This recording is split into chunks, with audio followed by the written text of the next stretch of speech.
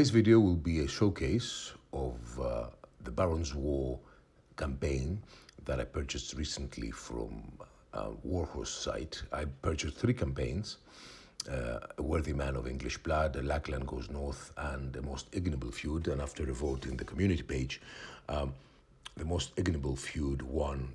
The friends of the channel wanted to see it first. Although now the last minute voting, I see A Worthy Man of English Blood is equal, but I shot the video before, so we'll go for The Most Ignoble Feud. Now we have, as you see in the bottom of your page, a scenario with 3 battles. These battles obviously have consequences and they become more difficult as they go on. The Ambush 500 points, Burying the Hatchet 750 points, and The Bad Neighbor 1000 points. Obviously these battles have consequences. So here is the first page. And let's see a couple of details. A narrative campaign for the Baron's War, written by Tom McCready. Editing, Andy Hobday.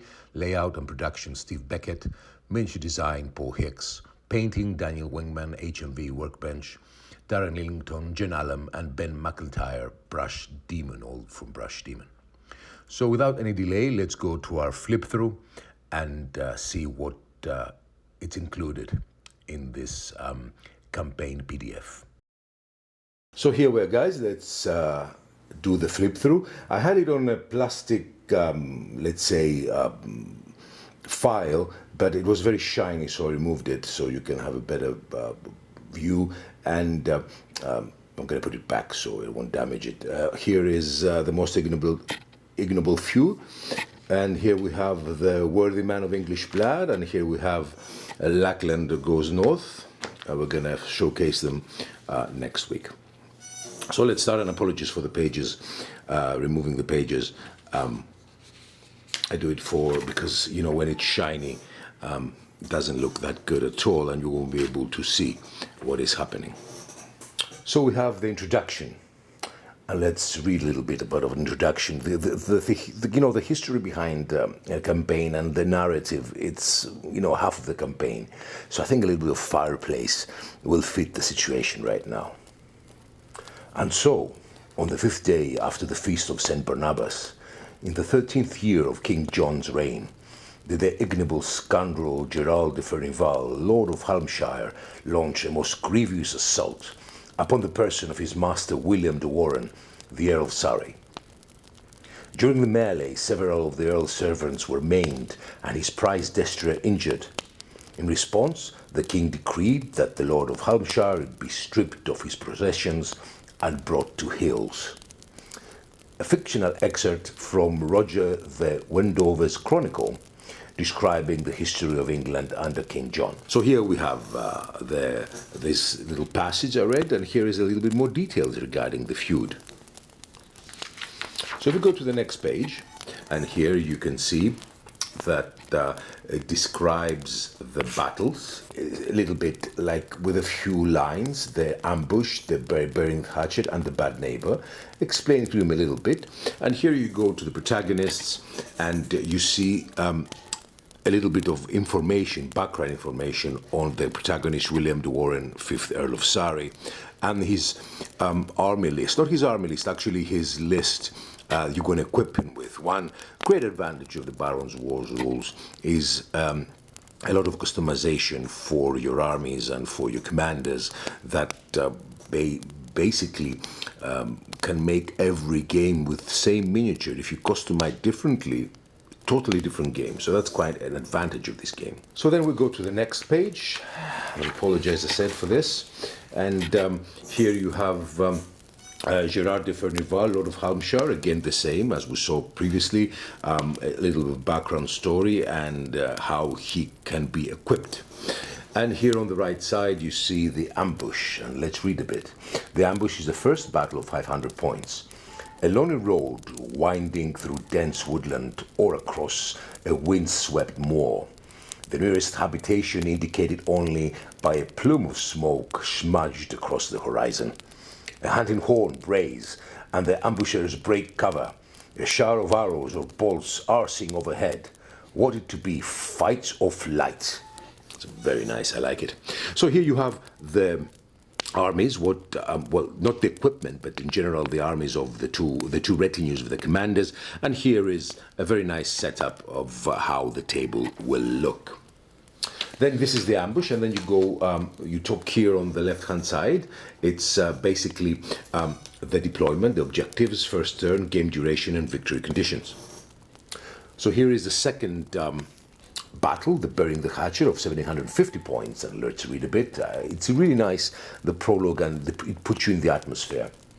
The Hazeled Field is a tradition brought to Britain by the Vikings.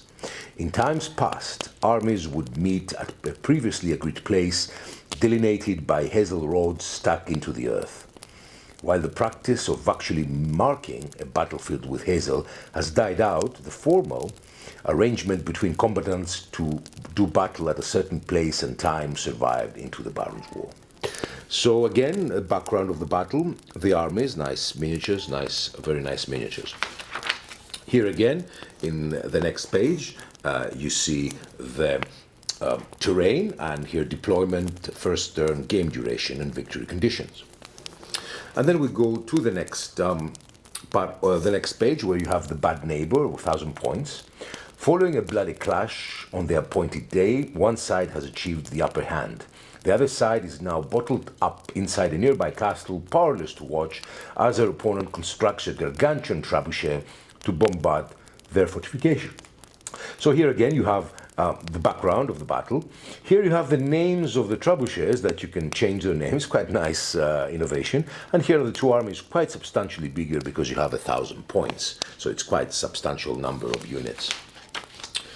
Again, here on the left-hand side, you see the terrain with the trebuchet in the center and deployment objectives, first turn, game duration, and special rules. And here the victory conditions on the next page. And here, as you can see, you have concluding the campaign if William de Warenne wins, if Gerard de Furnival wins, or if an event is a draw. Now we reach a point where there's a very interesting part of this booklet. And these are the appendices. So here, you have fortunes, slings, and arrows, Appendix 1. So if your noble is killed during all three campaigns, he cannot be killed because he's the protagonist. But if he's killed in these three battles, you're already 6, and it gives you the result of his death. What was it? He's not dead. He's injured, and he will have negative modifiers that will be cumulative if he dies again in the second battle until the third battle. For example, if you roll an 8, for example, you have idled wits. A sharp blow to the head can cause serious internal damage. Reduce your noble's command start by 1 and the total point value by -1 to reflect the decrease. So these are events, and very well thought of, that are cumulative. So in the end here it says, a result remains from game to game for the duration of the campaign. If your noble is unlucky enough or just careless to be taken out of action one more time, then the effects toiled up and are cumulative. So you roll again for the second battle. So your commander may be totally incapacitated by the third battle if he's stupid enough. Here we go to the other page, and we see Appendix 2, Generate Grievance. So here is basically your own campaign generator. The system allows you to replay the campaign using different nobles. Once you've created your 2 nobles using the rules of Barons' War core book, next it's up to you to festering the wound that draw them apart. So here you have the relationship table where you roll a d6, and it depending on what you roll, it shows you how the feud started. Quite very interesting. So you can use your own nobles, your own commanders, and then these rules help you to generate the grievance, the first grievance. If you go to the other page, and I apologize for this, I had it in a booklet, but I don't want it to be very shiny. Here it's a d10 where you determine the cause of the feud. So you roll a d10, and let's say we roll 2. Supposed cowardice. One noble suspects the other of being a coward. This could be a rumor, doing the rounds of the king's court, or something observed while fighting alongside each other. So this is the reason of this feud. And here in the bottom, you have the duration of the campaign. You roll d6, and depends how long the campaign will last. And that's quite interesting here. In the other page, Here, basically, you roll to determine what lit the touch paper and escalated things to our conflict. So you roll to d10, and there are different options of why this was escalated. So let's say we roll a 9, away from home. One noble is called away on business with most of their retinue, leaving their holdings lightly defended. The rivals sees this as a perfect opportunity to launch an assault. So again, generating a campaign. And here at the end, let's go. Here we have the appendices, 3 terrain description table. So this is the terrain, and this is terrain effects, what cover it provides, and terrain type. What do I think? I think for £3, this is an excellent campaign, replayable. You can, with this tables that generate different campaigns at different feuds and different reasons, all you know, part of the campaigns is the narrative and the strength behind the narrative and the fun behind it. And except the specific campaign that the rules provide from Warhost, the Baron's War rules provide, this campaign gives you the opportunity to create your own commanders, your own nobles, different feuds, different reasons of feuding, and obviously everything can be house ruled. Maybe you can change the terrain of the battle a little bit. So it gives a lot of options that I think for £3 is excellent. I bought all 3. There's a 4th one. Sometimes in campaigns I'm worried about terrain. Let me show you what I mean. Sometimes terrain is too complicated and you cannot really accommodate into your actual table. But here the campaign is quite basic. You have plowed fields, you have a road, you have a hill, you have rocky ground. It's very easy to accommodate, except the trebuchet that is not mentioned here, and you can just, you know, denote it. It doesn't have to be an actual trebuchet. So I was impressed. I was extremely impressed. You know how much I like campaigns. You know how much I like this narrative behind it.